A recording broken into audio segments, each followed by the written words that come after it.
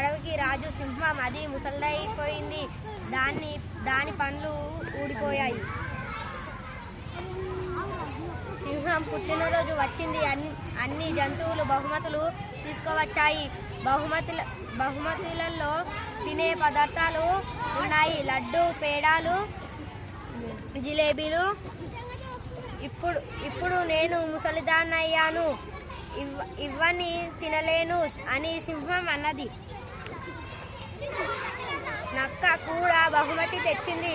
తాను తెచ్చిన బహుమతిని సింహానికి ఇచ్చింది. సింహం దానిని చూసి ఎంతో సంతోషించింది. అందులో నకలి దంతాలు సెట్ ఉంది. సింహం ఆ దంతాలను నోటిలో అమరపరుచుకుంది.